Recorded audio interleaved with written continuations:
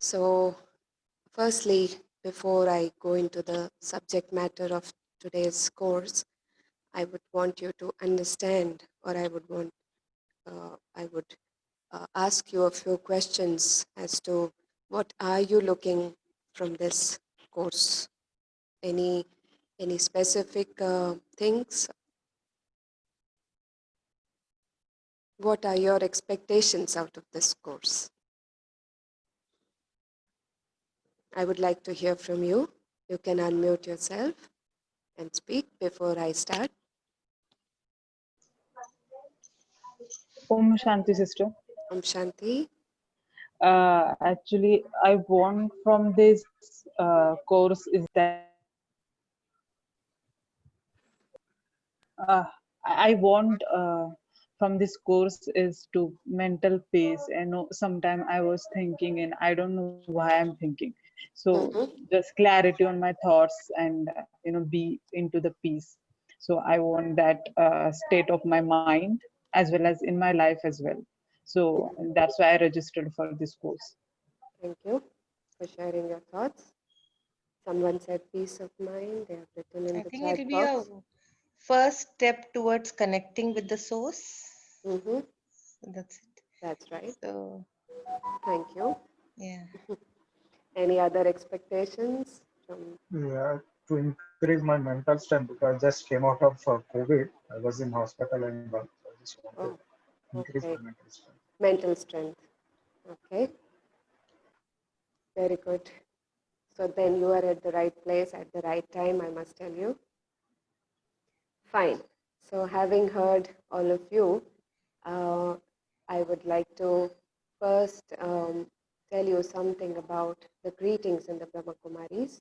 Generally, we start our sessions with the greetings of peace. It is Om Shanti.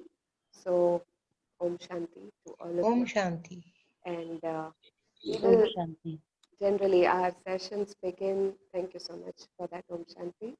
Generally, our sessions begins with few moments of silent reflections because, we have been running around throughout the day and doing many other things in the day.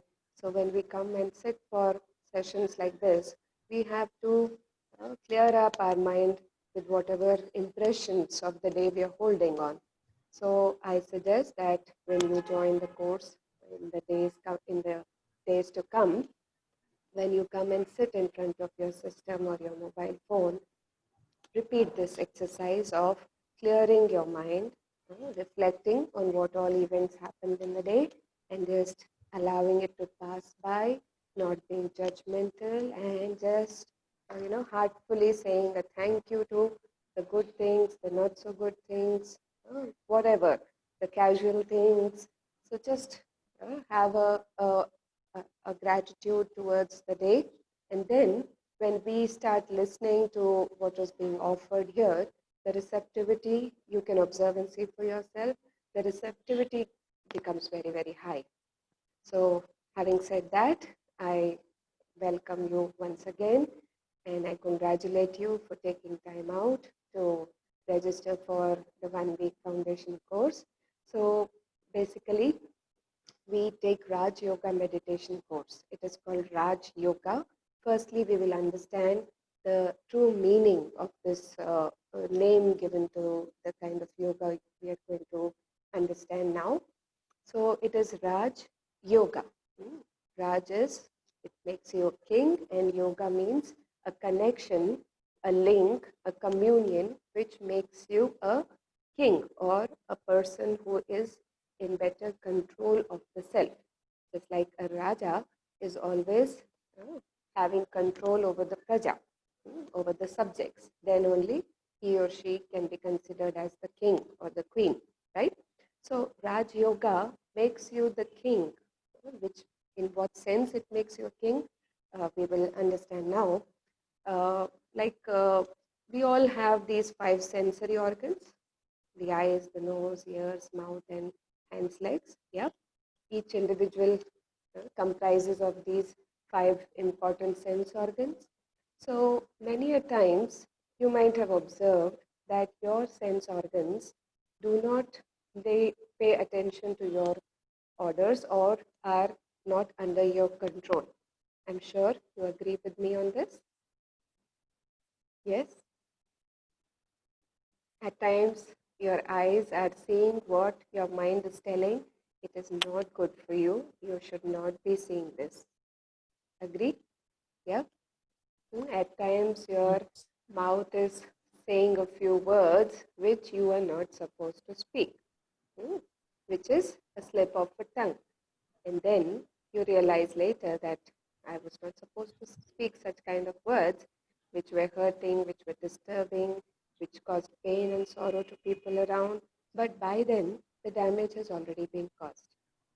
So, in spite of me realizing or regretting over it, I am not able to fix it as it was earlier or make it as easygoing as it was earlier. Am I right?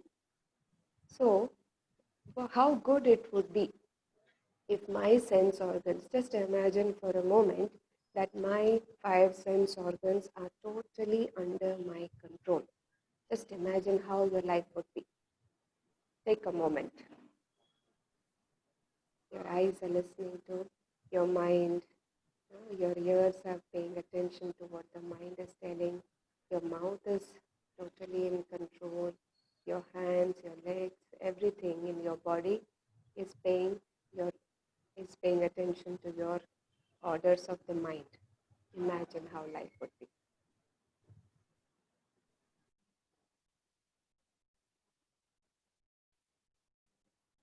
Isn't it a powerful feeling? Yeah. When everything is as per your control or as per your understanding, it's a beautiful feeling. It's a very, very powerful feeling. So the first and the foremost benefit of Rajyoga meditation is that you become the controller of your sense organs, of your thoughts, your feelings, your emotions, which in the present scenario, many of us have understood and realized that it is not under our control. It is going out of control, but we do not know how to control it. The point is, how do I bring things under my control so that I am in a better position? Okay, so Raj Yoga meditation is the biggest gift to the mankind to bring about total self-control. So when I say self-control, firstly, do we know ourselves? Yeah, if I were to ask somebody, I can see Jaydeep. Yeah, Jaydeep, can you kindly introduce yourself to the audience today? Would you Yes, want? sure, sister. Yes. My name is Jaydeep Chavan, and I'm working in cognizant technology at Pune. Mm-hmm. And right now, I'm working from home, and I'm registering today for this course. I'm looking for that for in my lifestyle. Actually, I'm doing meditation since couple of months, and I'm feeling good. So that's why I have took this chance to go for Raj Yoga meditation.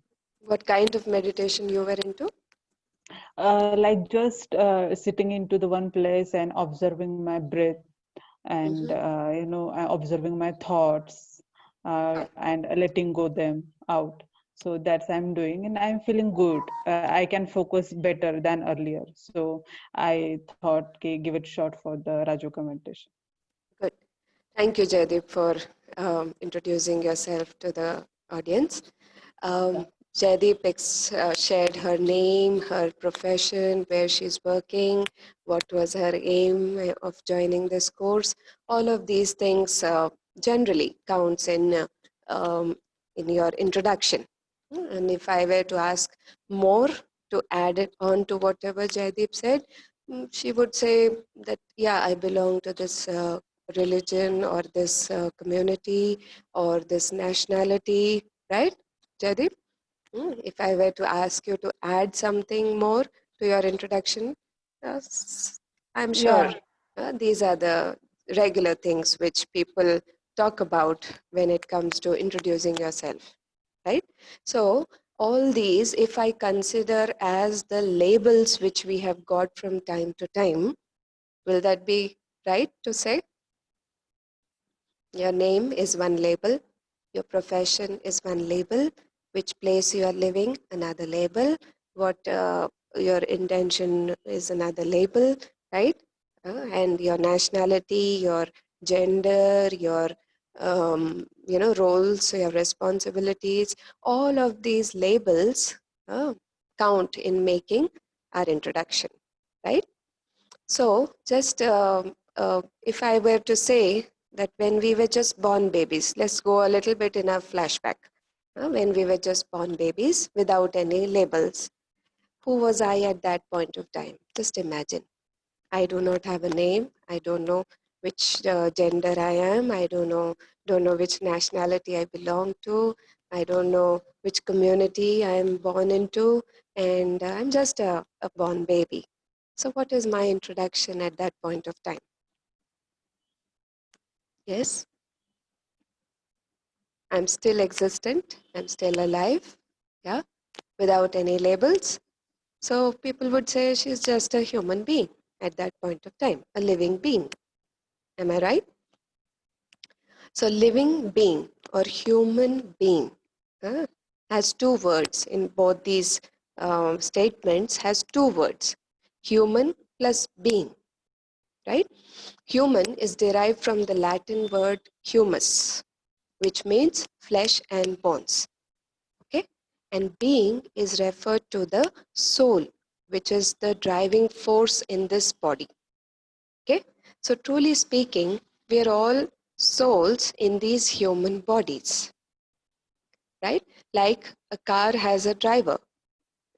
A driver helps in driving the vehicle. The vehicle is just an instrument which the driver is using to solve the purpose in life.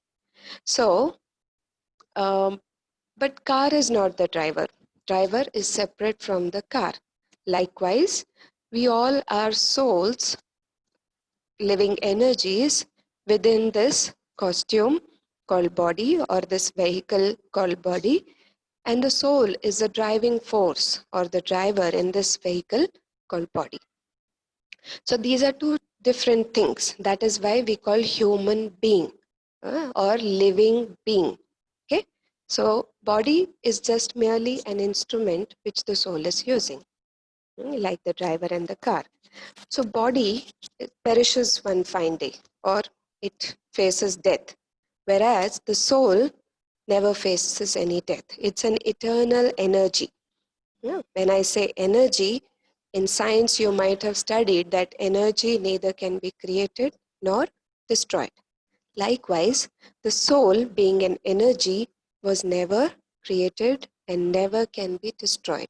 The only change which happens is it changes one body and enters another body. It faces death, the body perishes, and then this living energy enters the womb of a mother and starts a new journey. But it is always on a journey. So this living energy called soul, which is the most valuable thing in this body, today we will understand how does it look, what is the functioning of the soul, and know more about this important valuable thing called soul. So truly speaking, like the driver has a fixed seat in the car, right? In India it is right hand side front seat. If I were to ask the driver to sit in the back seat and drive the vehicle, will the driver be able to do that? You would say no, right? Because the control panels are available in the front seat. For that reason, the driver has to sit in the front seat, and then to have a better access over these control panels, the driver has to occupy the front seat, right? Uh, Clutch, gear, steering, everything is present in the front seat. Likewise, the soul, which is like the driver in this vehicle called body, this also has a fixed seat. Okay, so today we will understand what is the seat of this driver Where does it reside? Any ideas? What could be the perfect seat for this driver? You can unmute yourself and share your thoughts if you wish to. In the heart. In the heart, okay. I think We between live in our your minds. eyes, Okay, your forehead, your between your heart. forehead. Okay, great. Anybody, any other ideas about the soul? Okay. Okay, thank you. If you could mute yourself, then I will share my thoughts. Actually speaking, the perfect seat for the soul. All of you have wonderful ideas. I would share my thoughts on this as per my understanding or my experience about the perfect seat for the soul is the center of the forehead, where the tilak has been applied in the Hindu religion, in the Hindu culture. A tilak always is being applied in the center of the forehead, which is a practice in the Hindu culture, but it has a great significance and a lot of meaning attached to it. Because we forgot the meaning, it just became, a fashion statement, and the essence was lost, right? So the true meaning of the soul sitting here, or the perfect seat of the soul, if you perpendicularly draw a line from the center of your head, it is right in front of your brain. I will show you some pictures towards the end of the session when we will recap the entire session, so that you can clearly understand. Pictorial depiction is always having a higher impact. So you can have a look, where exactly is this energy called soul seated? Right in front of the brain, in the center of the forehead. Now, why it is seated here? It can be in the heart, like somebody said. It can be elsewhere also. So if you observe, your important sense organs are on your face.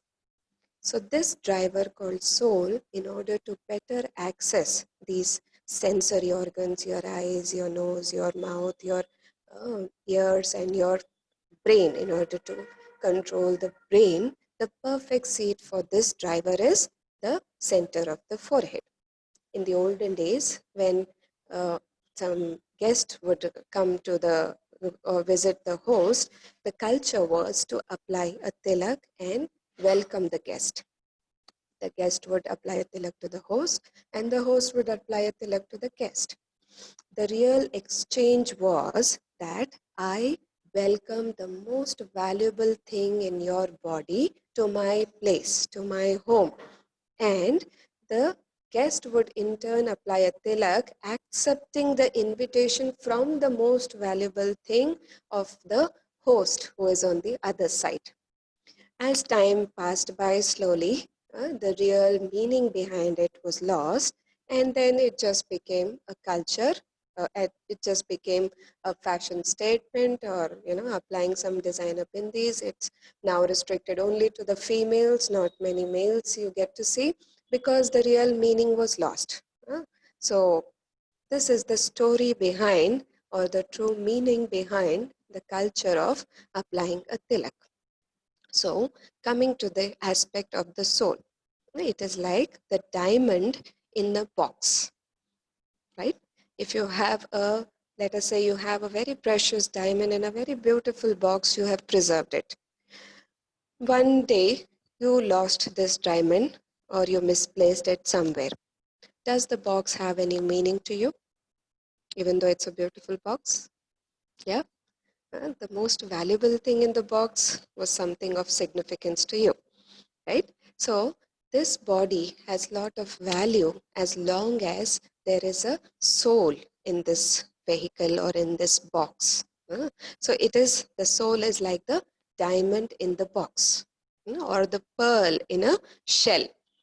As long as there is a beautiful pearl in the shell, people would love to hold this shell, have a closer look at this shell. But once the pearl is lost, or slips away from the shell loses its significance, its total charm. Likewise, there is a meaning when there is a soul in this body. Once the soul leaves the body loses its importance. No matter how big title holder you are or how many degrees you have to your credit, once the soul leaves the body, nobody wants to touch that body, nobody wants to go close to that body. We want to, dispose of that body as early as possible. So, soul is that most valuable jewel in this box called body. Okay, so this energy point, which is tinier than the tip of a needle, which is not visible with these physical eyes, but it exists. It is something to be experienced. You cannot see the soul. Just like energy can always be felt, but you cannot see energy in any form. Your electricity is also energy flowing, but can you see? Can you see how electricity is flowing or moving through the wiring? No. You can experience. The light is turned on, you can experience, yeah, energy is there or power is there, we say. Your fan is rotating, your air conditioning is functioning, which gives you a sign that, yes, there is power. Likewise, this energy called soul is also something to be experienced. And that is more important than, actually seeing the soul, which is of no significance, right? So this energy called soul, which is subtle, very, very ati sukshma hai, which is a subtle energy, yet very, very powerful, because this tiny point of light, the soul, is running this big vehicle called body, okay, which is visible with these physical eyes. The body can be seen, but the soul in each individual cannot be seen. But each one of us have a tiny point of light called soul. And soul doesn't has a gender barrier. It is free from that. Soul does not have different sizes in different people from different age groups. It is the same in a child in shape and size. It is the same in an elderly person. Tiny point of light. It doesn't vary in size according to the age or according to the genders or according to any other external factors. It remains the same. So truly speaking, we are all souls around us. Whenever we are coming into interaction, every individual definitely has a soul, which is helping the body to solve the purpose in life. This subtle energy has 3 subtle organs. Okay? As this energy called soul is not visible, the subtle organs of the soul are also invisible, but they are existing and they are functioning. And the functioning is of great significance. Do you get me? The 3 subtle organs of the soul are not visible. They are of great significance and they have important functioning. Let us understand what are these 3 important organs of the soul, or we can say the energy called soul functioning at 3 different levels. It can be called as 3 organs or the energy of the soul functioning at 3 different levels. So the first organ of the soul is considered to be the mind. Okay? Your mind is not something which is visible with your eyes. It's an energy, subtle energy. Your brain is physical. You can see your brain under a microscope or under some scans, which is done in the hospitals of late.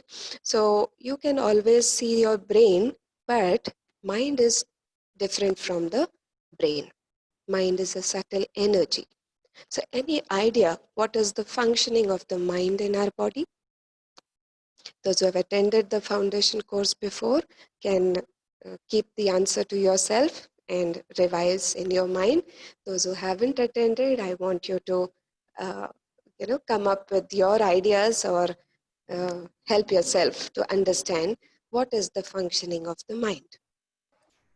It could have memory. Mm-hmm. To control our body. To control our body, well said. Yes? What's the functioning of our Control soul? the thought process. Control the thought process. Okay. The mind controls the thought process. Fine. Any other person who wants to say something? Mind also control the moods.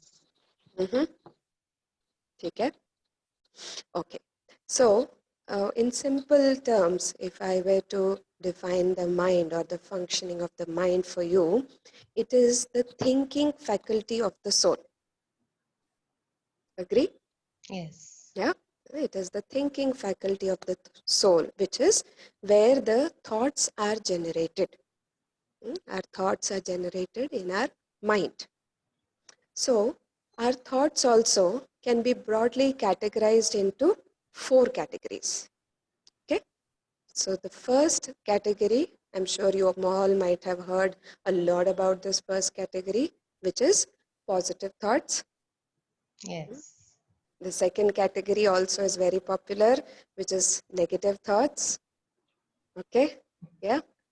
We are all well known to this aspect of negative thoughts. Then the third category is necessary thoughts. I'm sorry, the third is wasteful thoughts. Okay. And the fourth category of thoughts is necessary thoughts.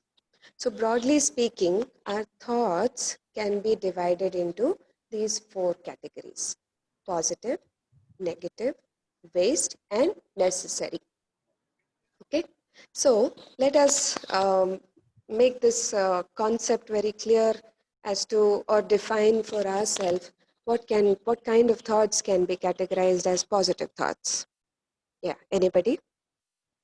We have heard this term a lot, and we have been suggesting everybody around us to be positive. We tell ourselves also at times, yeah, be positive. But what exactly do you mean by being positive? What kind of thoughts you think or categorize them? Okay, yes, this is a positive thought. Any ideas? You can share. Compassion. Compassion. Okay, compassion. Good about others. So, I'm sorry, can you come again? Tanvi? Okay. Others. Thinking good about others? That's what you meant, Tanvi? Okay. Yes. Those thoughts which help in your well-being. Well-being, very well said. Any other ideas about positive Bring thoughts? Optimism, sister. I'm sorry? Optimism. Optimism, okay. That's another word for positive thoughts. Optimistic. Any other ideas? You're all right in your own way. But today we will understand a small and a very simple definition of positive thoughts, which help me better understand this aspect of positive thoughts is thoughts which are beneficial to the self or beneficial to people around me can be categorized as positive thoughts. Like somebody said compassion, somebody said, well-being related thoughts. You're all right, because it is beneficial to the self, and in a way, like having a compassionate thought helps me to better maintain my relationships outside. So it's helping me also, plus it's helping people around me also. Those kind of thoughts can be considered as positive thoughts. It is like nourishing food or healthy food for the mind, okay, which uplifts the energy of the mind, boosts the energy of the mind, or boosts the energy of the soul, because mind is the faculty of the soul. Mind is a organ, a subtle organ of the soul. So positive thoughts, healthy food for the mind. Coming to negative thoughts. Any simple definition? Drain the energy. Yeah, it drains the energy of the soul, which are damaging. Simple definition, let's understand in a very simple way. Thoughts which are damaging to the self or damaging to the people around me can be considered as negative thoughts. Agree? Yep. Yes. So negative thoughts drain the energy of the soul. Very rightly said by one of our brothers. It depletes the energy of the soul, or it drains the energy of the mind. Just imagine for 2 minutes only, if you're thinking negative about somebody, thinking as bad as you can about somebody, what is the feeling in the body? Acknowledge the feeling. How do you feel? Energy uplifted or energy No, depleted? low, absolutely low. Definitely. 101% right. Always I come up with this answer that it is always low, making you feel low or depleting your energy, right? So negative thoughts is like junk food for the soul, unhealthy food for the soul. Coming to the third category of thoughts, which is wasteful thinking. Any ideas or any simple definition of wasteful thoughts? Anybody? What kind of thoughts do you understand can be considered as wasteful thoughts? Thinking about our past and future and feeling bad about it. Mm-hmm. Okay. Exactly. I mean, same here. Fine. Any other ideas? Something which is beyond your The control. Beyond your thought, control. Yeah. Jaideep, yes. Overthinking as well. unnecessary imagination, and Yeah, overthinking. Overthinking, imaginary thoughts, unnecessary thinking. Yes, you're all right. One simple definition again I would like to offer.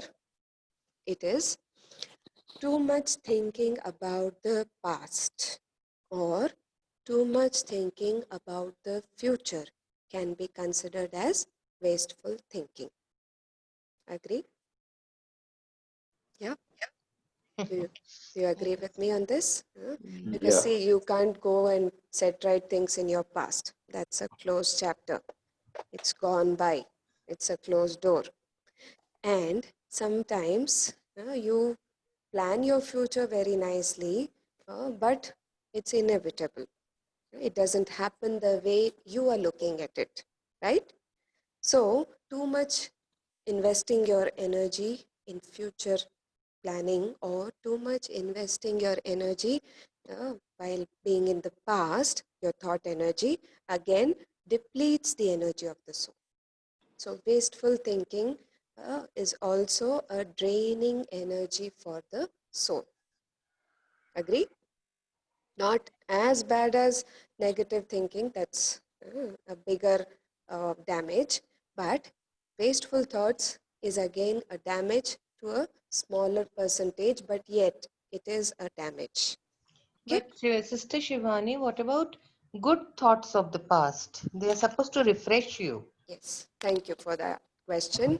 Good thoughts can always be, you can refer to that, and some lessons learned also in the past. For that reference, if you go to your past, it's perfectly fine, Okay. perfectly justified.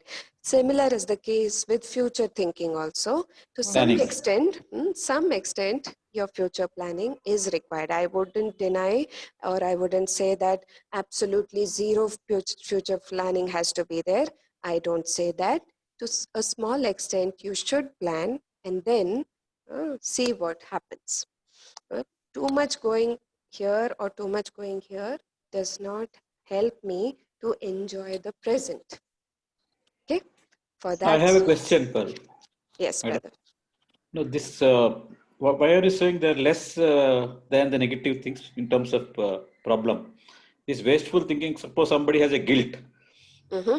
about the past, it should be killing him or herself for the whole of life. I think Yeah, it's yeah, much more dangerous than maybe getting angry for some time with somebody. Guilt must be very dangerous. I think. yeah.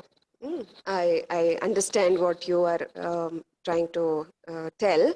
Yeah. See, negative thoughts has a much bigger impact on the soul and the body. Okay. Negative is like damaging. Hmm. इसका सत्यानाश हो जाए, ठीक है? Okay. Okay. For Yeah. Example इसका सत्यानाश हो जाए, ये कभी भी सक्सेसफुल नहीं रहे in whatever in works they are doing. Okay, Okay. that has a very much bigger impact on myself and the people around me. That is a Oh, much more bigger damaging energy which I am radiating around me. okay. Okay. Than guilt. Guilt is something related to me. Okay. Yeah. Yeah. It is hurting me only alone. That is Okay. why this energy of guilt, it is only one-way process. Okay. It is not radiating to the other person. Even if it is radiating, it is not as damaging as negative thoughts. Yeah, Okay. you get my Thank you. point? Thank you. Thank you. Yes. Yeah. So moving on, coming to the fourth aspect or the fourth kind of thoughts is necessary thoughts. Okay. So necessary thoughts, any idea? What can be categorized as necessary thoughts? What kind of thoughts? Simple definition. Yes. For survival. For Living in the survival. moment. Living in Living the in What? moment. Yeah. Okay. Thoughts about the present. Okay. So simple definition about necessary thoughts are thoughts related to the routine works. Yeah.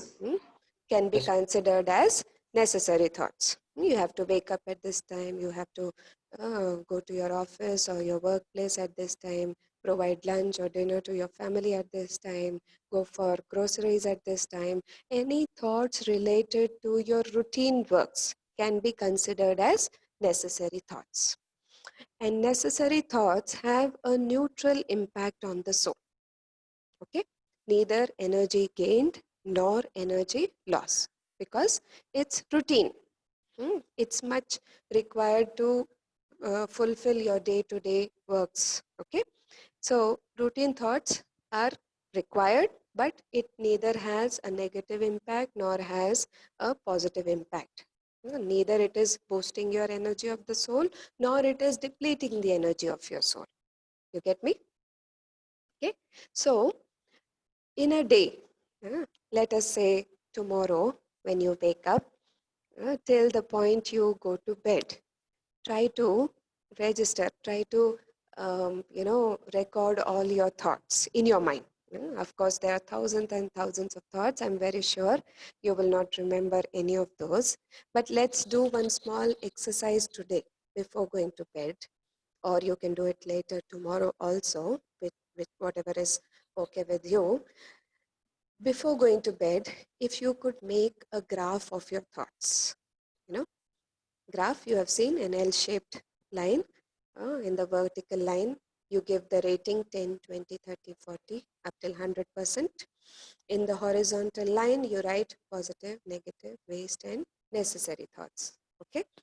And you sit back before going to bed and reflect on your day, how the things passed by, what was your thought process. You won't remember all thoughts, very sure on that, but just roughly give yourself rating. 10% of positive, put a dot in front of 10%. 30% of negative, let us say, put a dot at 30%. Let us say too many wasteful thoughts, 80% of wasteful, put a dot over there. And then necessary thoughts which were required, that were also in some percentage, I give myself this rating today. Okay? Try it out and see for yourself how it goes. So tomorrow I will explain you more on that. Today, just do it. Just don't be too much judgmental about yourself, or not able to do it properly or accurately, or able to do it accurately and properly. Don't think too much about it. Just do it as it is. Then we will see what we can do with that graph tomorrow when we meet. Okay. So the first aspect of the soul, which is the mind. Coming to the second organ of the soul, which is intellect, जिसको हिंदी में बुद्धि कहा गया है. The second organ of the soul, or the subtle energy, the soul's energy functioning at a subtle level. The second level is the intellect. Any idea about the functioning of the intellect? What Decision making. Decision. Right, absolutely right. Any other ideas? What does Judging, sister. judging? Yeah, true. Acquiring knowledge and dispensing knowledge. Acquiring and dispensing. That's what the intellect or buddhi does. Okay. Any other thoughts on this? A similar thought, with all the thoughts that we have, positive, negative, wasteful, how to use them. Exactly. Exactly. Buddhi determines or filters these thoughts for us. Okay? And the functioning of the intellect is interpreting our thoughts, analyzing our thoughts, judging our thoughts, or filtering these thoughts for us. What is right, what is wrong. Filtering the thoughts for I'm, us. I'm Yes. sorry? Yes, filtering the thoughts for Yeah, us. yeah. Right. Right. So, Buddhi filters the thoughts for us, judges the thoughts for us, what is right, what is wrong, what I should be doing, what I should not be doing. This is illusion, this is reality. All of that interpretation of the thoughts is taken care by the intellect. That is what the intellect does. Then that thought comes into action. A thought generated in the mind directly doesn't come into action. It passes through the filter called intellect. Okay, I'll give you one example. Suppose you got a thought that I should meet a friend of mine. Okay, then your intellect interferes in between. It says that maybe you should call and go, or you should give them a surprise. This is where the intellect interferes.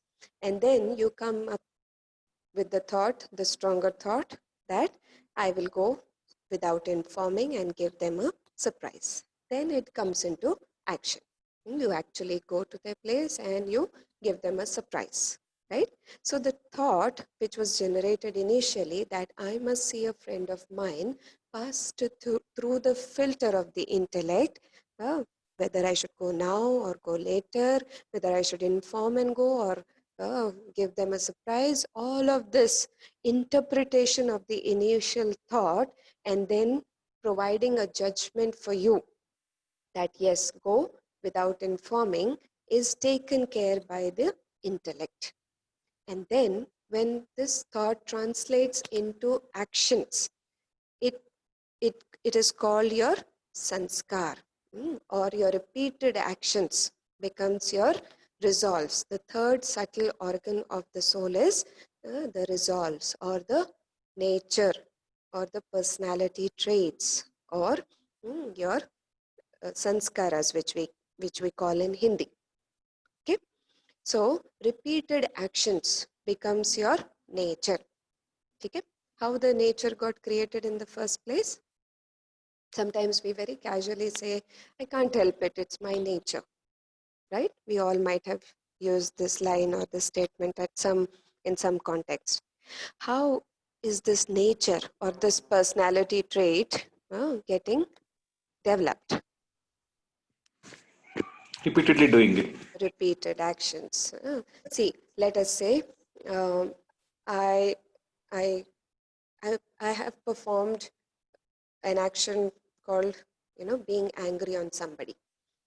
I did this for many, many years. I did this for, let us say, for 10 years, angry on someone, next angry on other person, angry on the third, fourth, 10th, and let us say 50th person. So now that anger which came into action, that emotion which was portrayed in action, became my nature or my personality trait. And then when it naturally comes out, that emotion, I casually say that, I'm sorry, I can't help it, it's my nature. So repeated actions of anger performing many a times for many, many years together counted in making my nature or my personality traits or my sanskaras. Okay. Now these sanskaras are also of two types. One is innate sanskara and the other is acquired sanskaras. Okay. Innate resolves, innate nature, and one is acquired nature. Now we will understand what is innate nature. Acquired nature is something which is coming from the family. And innate is something which is very, very personal or original to the soul. all actions we are performing, let us understand it in this way, all the actions which I am performing in the day is leaving an impression on the soul, or it is being recorded in the soul in the form of nature, in the form of sanskaras. Now, when this soul of mine leaves the body and enters another body, takes another birth. So, what goes along with this subtle energy called soul is the personality traits, the nature, or the sanskaras, be it good or bad, whatever. It is carried forward. So, what is carried forward from this birth to another birth, to the next birth of mine, can be considered as my innate nature.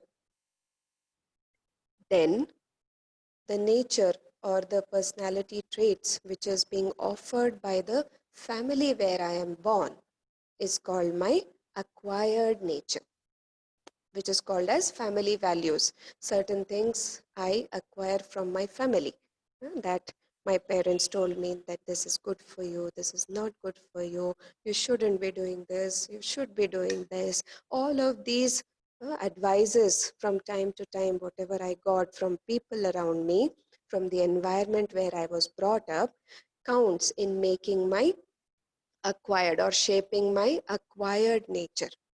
Okay, so innate is different from acquired. How? I will give you an example. See, in a family, there are two children. Okay, one is very mild and the other child is very aggressive. Okay, whereas the parents are very quiet, very composed, very mild in nature. Why is there a difference in these two children from the same parents? Technically speaking, they're supposed to be very peaceful, very mild, not so aggressive. But why is the other child born to the same set of parents so aggressive in nature? Have you observed this anytime? I'm sure you all might have had this experience with many people in different families, that two children of the same parents are not perceiving things in the same way, or not behaving in the same way, not understanding things in the same way. Their responses to similar situations are different, right? One child's response to the same given situation is different from the other child. One is taking it in a very positive way, other cannot take it in a positive way. He's reactive, he's rejecting those ideas. Why is there this difference? Because the innate qualities of the soul is different from the acquired. Even though they were brought up in the same environment with the same values from the same set of parents, that is where the difference was created, that their innate was different always. And that is the sole reason why two children behave differently in the same family. Think differently, behave differently, perceive things differently, right? So innate is very powerful than the acquired nature, because innate are impressions carried forward in the soul from the previous birth and from many, many previous births. That is why innate is always powerful than the acquired one. These days, you might have observed that many children sing beautifully, as if they're born singers. Just 4-year-old, 5-year-old, or 6-year-old, but singing so beautifully with so much confidence, or dancing so beautifully as if they're born dancers and with so much confidence on the stage, whereas children of their same age group are not able to, excel in that area. What could be the reason? Technically speaking, children of the same age group should excel, or she should also not excel. Why is that one person able to excel in one field at a very, very young age, which others are not able to? The reason behind that is the innate sanskaras of the soul. Could be of being a dancer in the previous birth or being a singer in the previous birth. So that action was performed many times, which left an impression on the soul in the form of sanskaras. When the soul entered this body in this particular family, the folder of the innate opened up, showed up at a very early age. That is why that child is inclined towards that particular art or that particular area of interest in their life. Make sense? Yeah. So innate decides it is such a powerful thing that your innate nature decides your next birth also. Your sanskaras determine your next birth. It is not just by chance that two children born at a same time, and one is born in a hut and one is born in a palace. One has nothing to eat and the other has a golden spoon in mouth. It is not happening by chance. We cannot blame their karma also, because these two children have not started performing actions also. So what factor could be blamed at that point of time? Or what factor could be rather, understood that this is the reason behind the difference between the birth of the two children at the same time? This is the factor which is making the births different. It is the innate sanskaras of the soul. So as is the thought, so is the filter, so is the actions, and so becomes your sanskaras. So I have a question. Yes, please. Um, can we change our innate nature with repeated actions? I'm coming to it. Yes. So, good question. I'm about to answer to you. Yeah, the straight answer to it is yes, we can always change our innate by starting afresh now. It all depends upon the quality of your thoughts. Suppose today you decide for yourself, come what may, I will keep my thoughts healthy, which is positive always. Come what may. I will not allow negative thinking to overpower me. So when you choose, when you make this conscious choice, and not just by making conscious choice, you will be able to generate positive thoughts. It needs a check.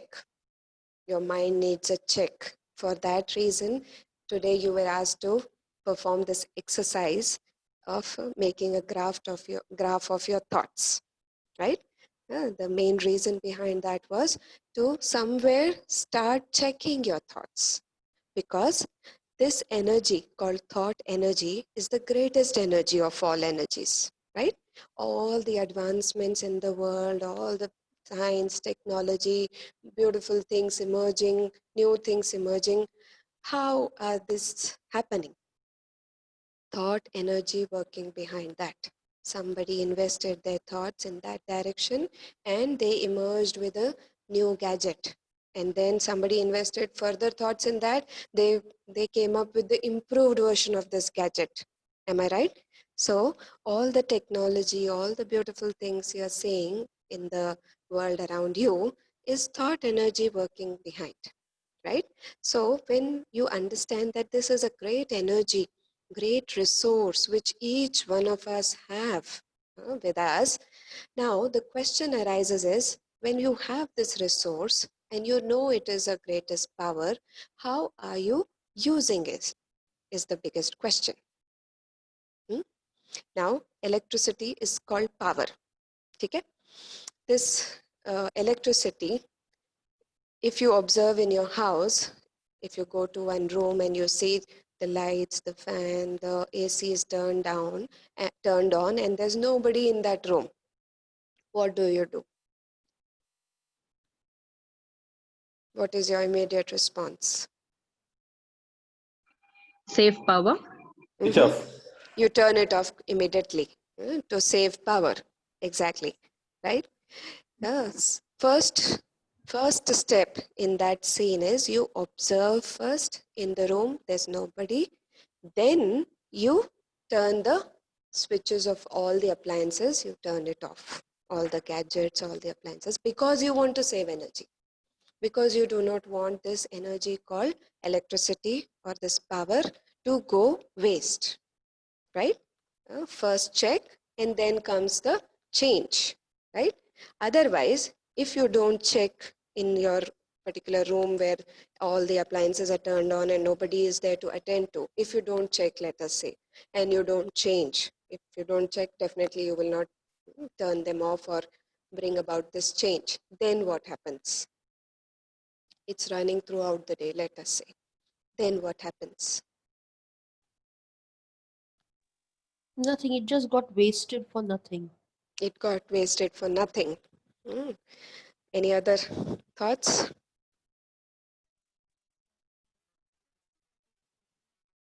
The appliances may get overheated. Right. Beautifully said. Very valid answer. Yeah, appliances will get heated and end of the month you will get a big long bill which you will have to pay, and it will be a, a painful scene for you to see a big long figure in your bill. Am I right? If there is no check on the electricity, this power in your house, you will definitely get a big long bill. That would be not so happy scene to see actually in practicality. So if you do not have a check on the external electricity called power, there is a bill. Similarly, if there is no check on the internal power called thought power, that also generates a big bill. How? Any ideas about how? There's definitely bills. By Samskar. stressing you out. Stressing you out, yes, you're right. Bills in the form of Anger, Samskar. Energy. energy, in the form of anger, a sudden burst of anger or a sudden emotion which, keeps you surprised, are the bills we are paying in disguise. Okay? So, truly speaking, just like the energy which is not checked externally brings you a bill which you have to pay end of the day, similarly, this thought energy also, if there is no check over it, you definitely have to pay bills in your day-to-day life. Okay? So, today we will stop here for a moment, and is everything making sense to you? Am I clear with this concept of the soul? Right? Yes. Okay. So now for a few minutes, I will show you a presentation which will make things more clear for you as to how the soul functions, and we will recap what all things we were listening, and then I will help you understand something more about this aspect of the soul. Yes. Let me show you to it. Just give me a moment. Now it is clear. Now it is getting clear. Okay. So we discussed about our original identity. What is my original identity?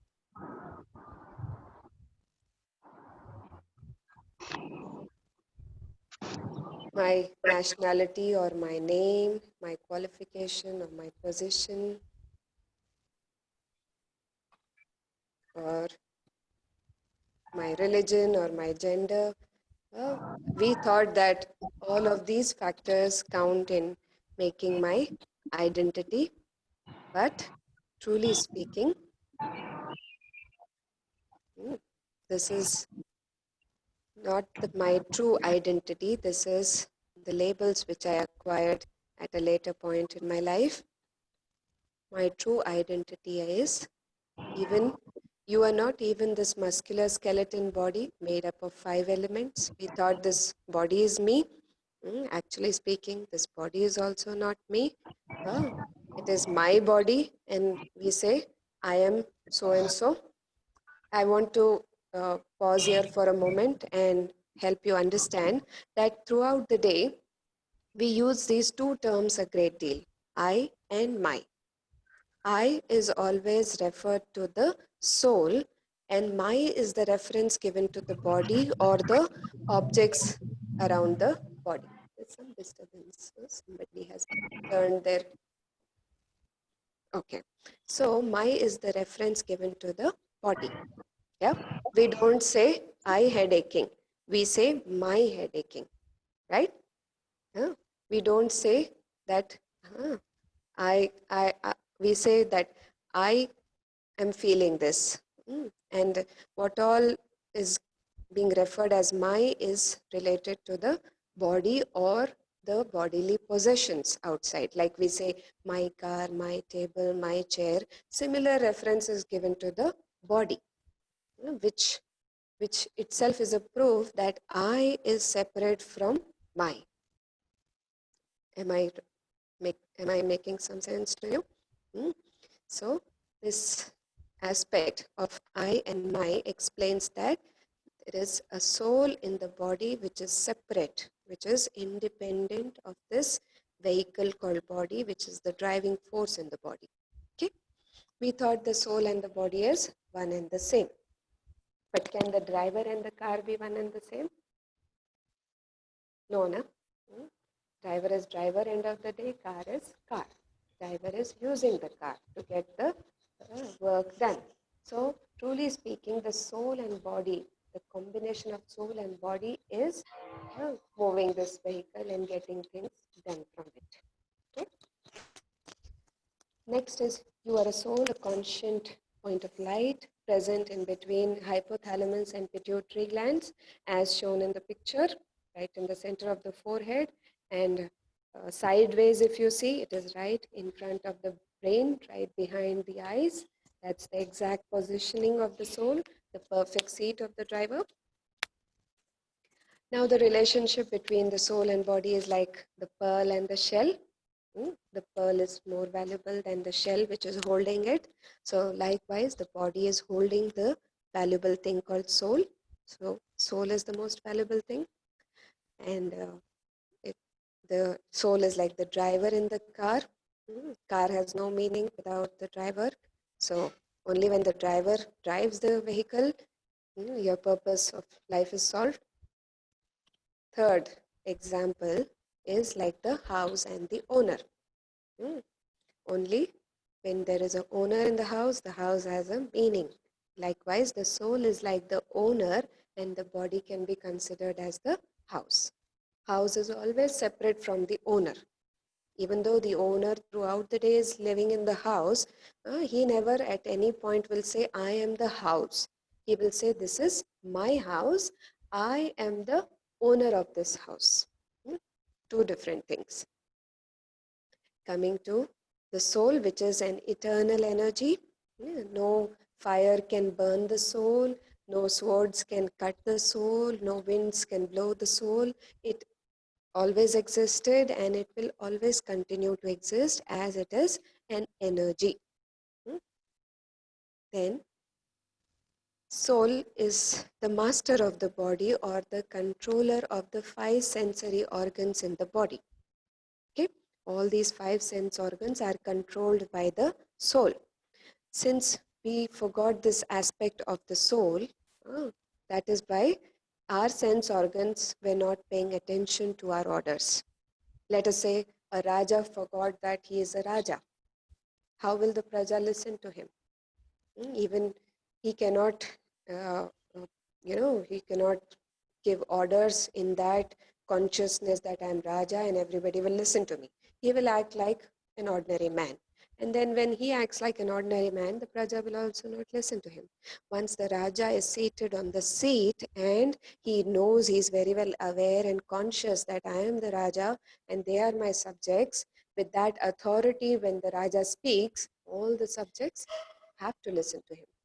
Likewise, if you look at the soul as the Raja and our 5 important sense organs as the Praja, now in the present scene, the Praja was not paying attention to the orders of the Raja. But when we turn our thoughts inwards or we become soul consciousness, soul conscious, which is the first step in Rajyoga, being soul conscious is like emerging the Raja or understanding that you are the king or the master or the controller of these 5 sense organs of yours.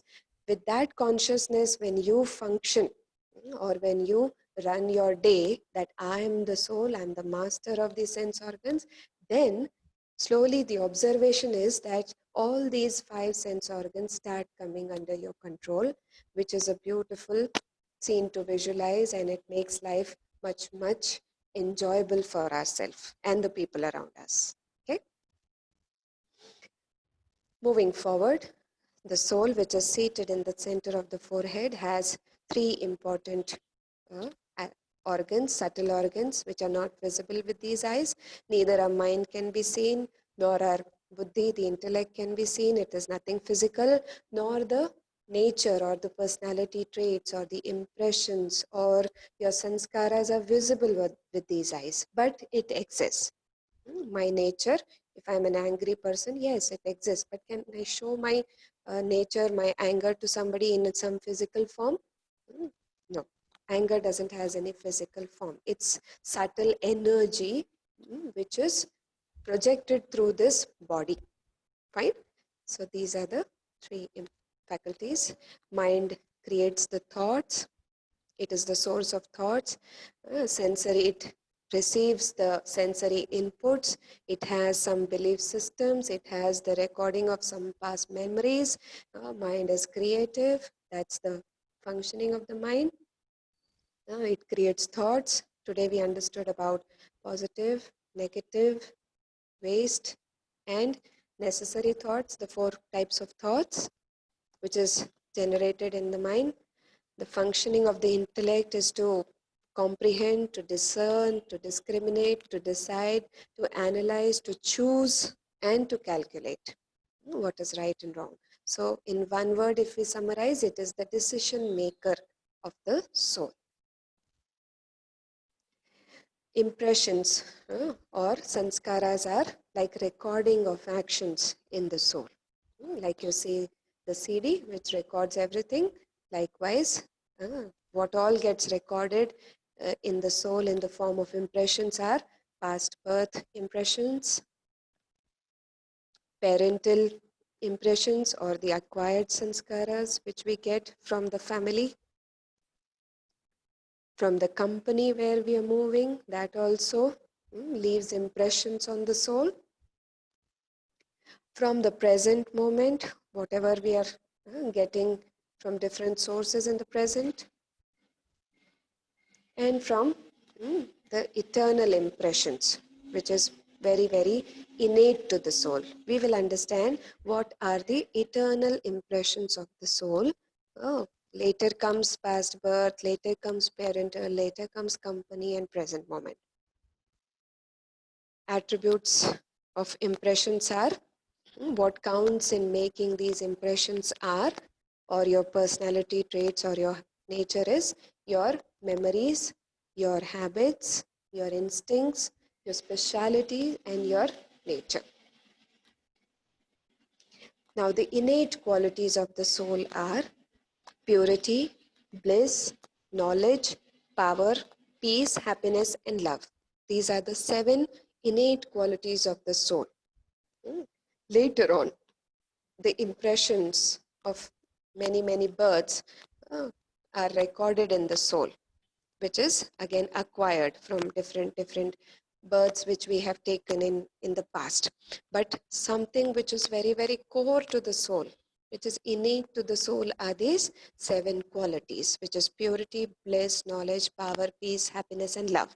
That is why all of us, initially when I inquired, what are you looking forward from this course? Many said peace, many said, something like well-being. So all these qualities count in your well-being. Every soul wants to be loved, wants to be happy, wants to be peaceful, wants to experience power at any given time, wants to experience bliss, knowledge, and purity in life, right? This is what we all aspire or we look forward, right? That is why, because these are the innate qualities of the soul. Like you have, I'll give you an example that you have experienced a sweet dish. You went into some party. Somebody's typing something on this. You went to a party, you ate a gulab jamun, so you liked the taste of gulab jamun. Okay? You loved it, in fact. So whenever you go to a sweet shop, what sweet are you going to ask for, or you would want to look forward at? Gulab jam. Definitely gulab jamun, because you had that beautiful memories or that taste which is recorded in the memory, and then you look forward to gulab jamun only. Am I right?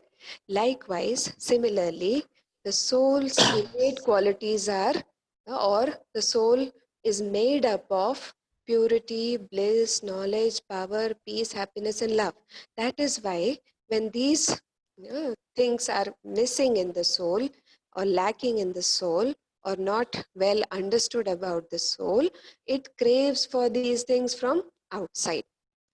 Whereas the innate qualities of the soul, once we realize that we are a soul, the innate qualities of the soul naturally emerges.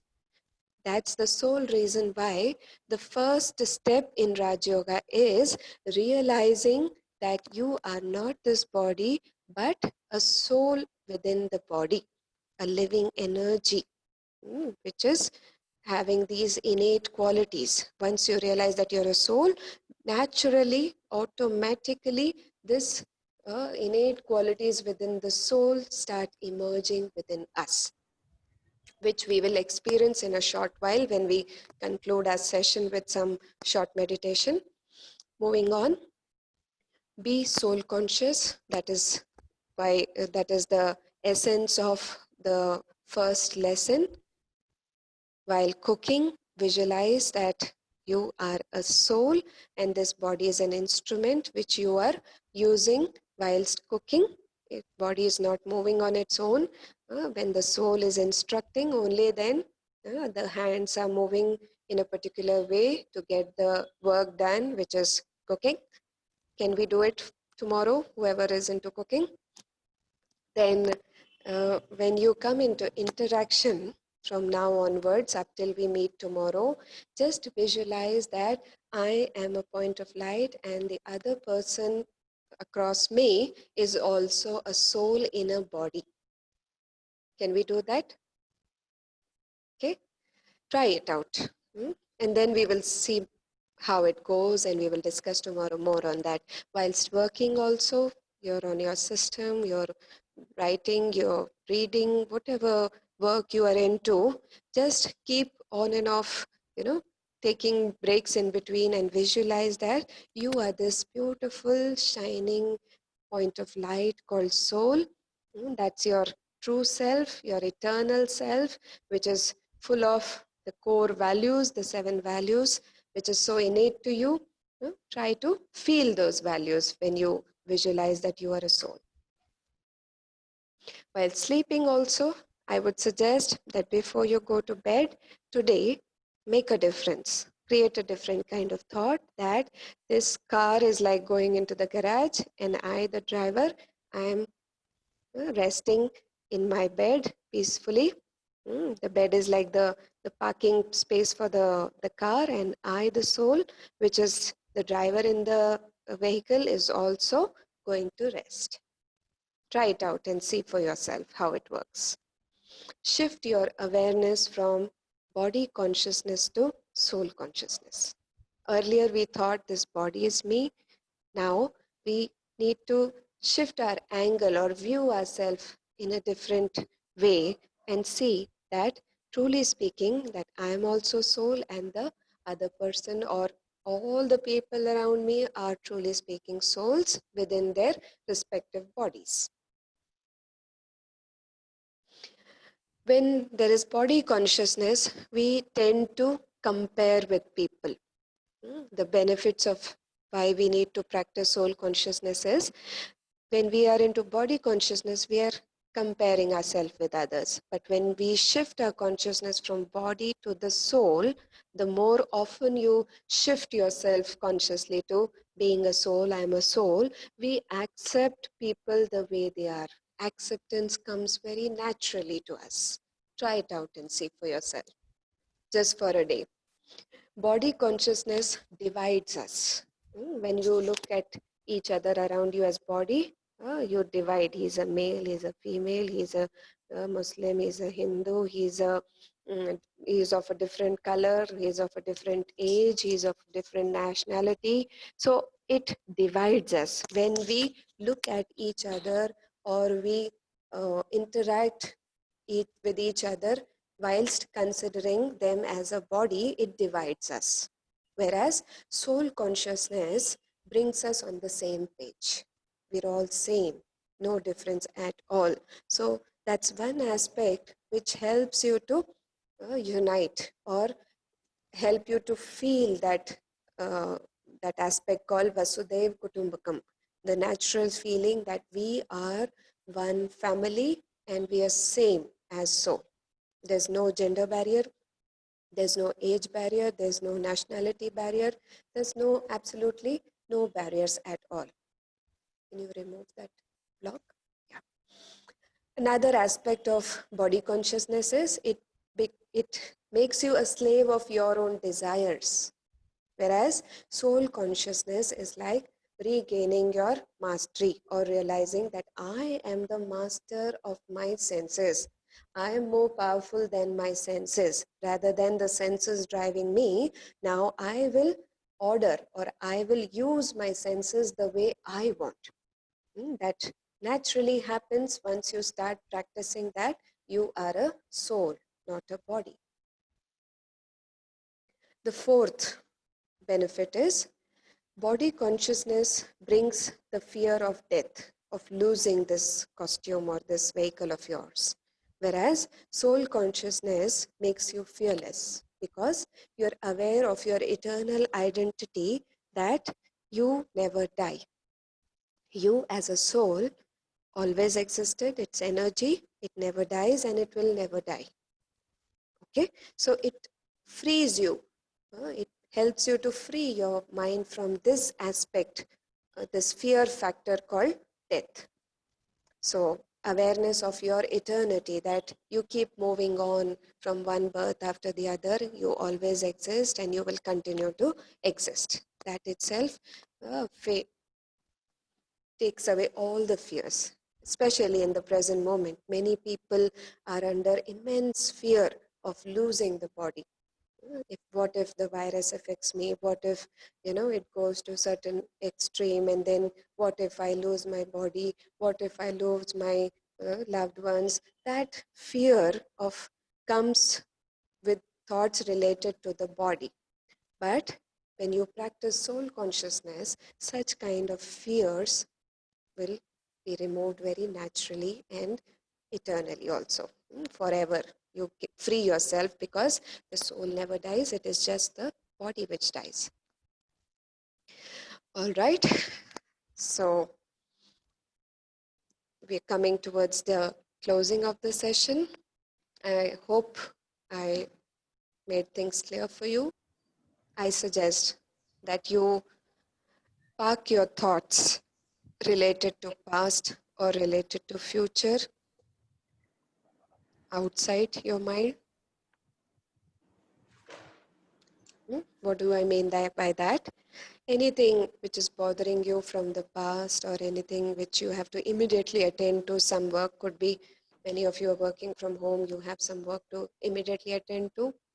When we are meditating, that might pop up.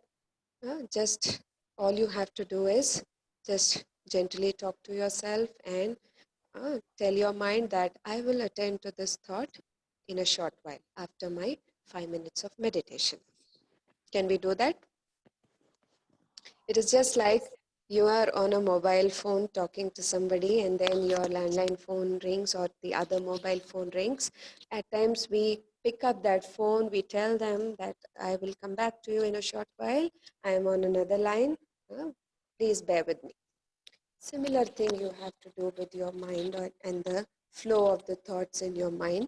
When you sit in meditation, I will be giving you some thoughts to reflect upon, but there are good chances that some past related thoughts or future related thoughts might emerge, some irrelevant thoughts might emerge, which is okay, which is nothing to worry about. As beginners, we've all faced such kind of challenges. It's nothing to worry about. Acknowledge those thoughts and gently tell your mind that I will come back to it after 5 minutes. Okay? So let's get ready for our meditation. You don't have to repeat the thoughts shared with you. All you have to do is just visualize these thoughts. Mind has this beautiful ability to visualize whatever thought is given to the mind. So let's use this ability of the mind for a few minutes.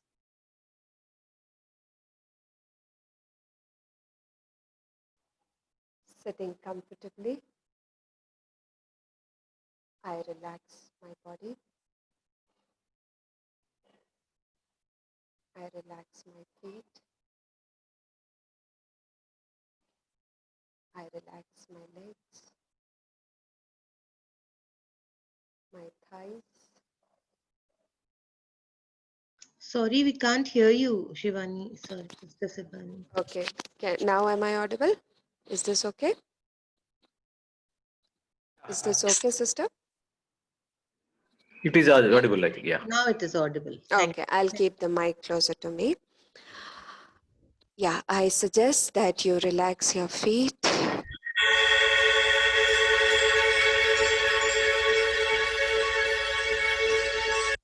Relax your legs. Relax your stomach. Relax your shoulders. Relax your neck. And relax your face. All the muscles in your face are relaxed. I am totally at ease with myself. There's no stiffness in the body which is pulling my attention.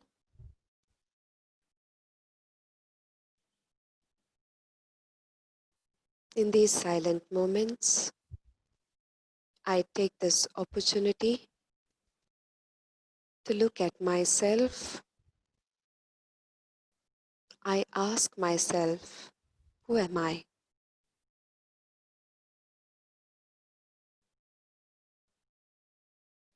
Am I just this body made up of flesh and bones? Or am I something beyond?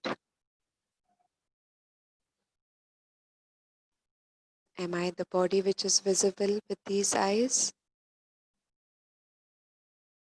Or am I something which is of more value, the invisible light within?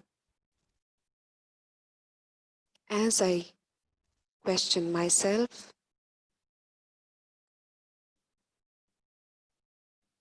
I focus my thoughts in the center of my forehead. I visualize a tiny point of light seated in between the two eyebrows, right in front of the brain. This is the real I, the soul, a radiating point of light. I, the soul, am peaceful by nature. Peace, bliss, knowledge, power, happiness, love are my innate qualities. As I visualize myself as a point of light, soul,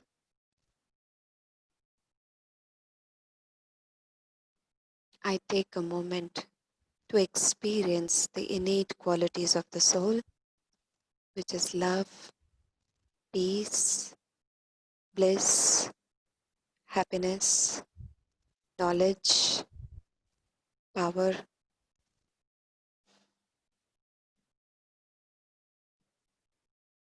I see what lies within me, the soul. This body is my costume, which I, the soul, wear on to play my role. I'm not the costume which I'm wearing. I'm the soul within this costume. I am an eternal, immortal, imperishable, and indestructible point of light. This body will perish someday. It will die. But I, the soul, I always existed, and I shall continue to exist. This is my eternal introduction, the eternal self, a peaceful being of light, a powerful being of light. I, the soul, am the master of my senses. Today, I visualize my sense organs on the screen of my mind. My eyes, my nose, my ears, my mouth, my hands and legs, my important sense organs. I look at them. They belong to me. They are my sense organs. Today, I, the soul, the Raja, the king, the master of these sense organs, I talk to them. I tell them very gently that I, the soul, you belong to me, and I, being your master, I suggest that you pay attention to my orders of the soul. All these days, you were behaving differently. Now that I, the soul, the master of my sense organs, I know that I am powerful than my sensory organs. I tell them to obey my orders, to behave the way I want them to.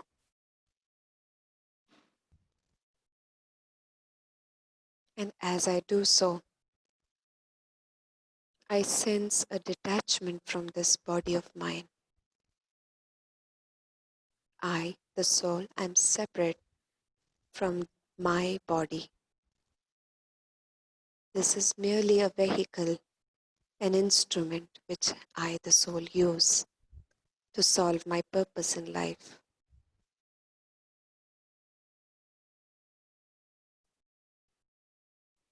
I see that there is this combination of I and my, the soul and the body, which is getting all the work done throughout the day, which is helping me solve my purpose in life. As I understand that there is a soul within me, I'm free from the limitations of the body, the fears related to the body, the emotions of comparison, because I know I'm unique in myself. Every soul is unique in their own way.